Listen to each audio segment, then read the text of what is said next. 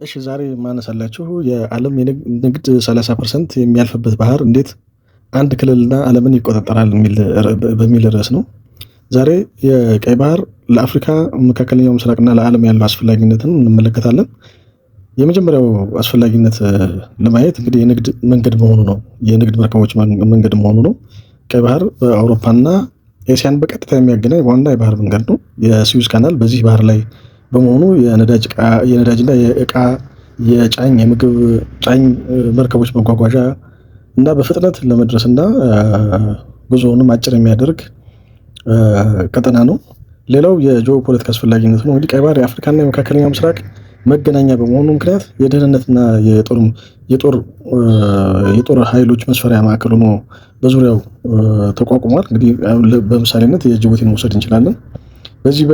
የዚህ ባህርን የመቆጣጠር አቅም በመገንባት የክልሉን የኃይል ሚዛን የሚቀይር መሆኑን መመልከት ይቻላል ማለት ነው። ቀይ ባህርን ሁሉም በቀጠናው ያሉ ሀገራት የሚፈልጉት ቀይ ባህር በመቆጣጠር ረገድ ያለ ሚና ጠቅላላ ጂኦፖለቲካውን የመቆጣጠር ሚና ስላለው ነው ማለት ነው። በተጨማሪም እንግዲህ ኢኮኖሚውንና ነዳጁን ካየን እንግዲህ የአረብ ሀገራት ነዳጅ ወደ አውሮፓና አሜሪካ የሚጓጓዘው ዋናው መንገድ የቀይ ባህር ነው። በዚህ መንገድ ላይ ችግር ከተፈጠረ ወዲያውኑ የነዳጅ ዋጋ ጭማሪ ያሳያል፣ በዓለም ገበያ ላይ የራሱን ተጽዕኖ ያሳድራል ማለት ነው።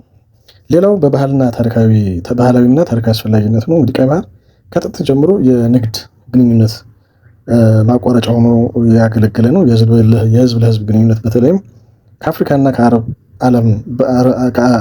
ዓለም ጋር በተያያዘ የባህል የንግድና በታሪክ ሰፊ ግንኙነት እንዲኖረው ያስቻለ ታሪካዊ የጂኦፖለቲካ ሴንተር ነው ማለት ነው።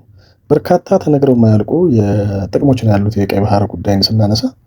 ስለዚህ በዓለማችን ውስጥ አሉ ከሚባሉ እንደነ ፓናማ ካናል እንደነ እዚህ ኤዥያ ውስጥ ያለ ማላካ የሚባሉ የካናሎች አሉ። ከነሱ ሁሉ የተሻለ አገልግሎት የሚሰጥ በመሆኑ ምክንያት የዓለምን ጂኦፖለቲካ ሁኔታ የሚወስን ሆኖ እናገኘዋለን።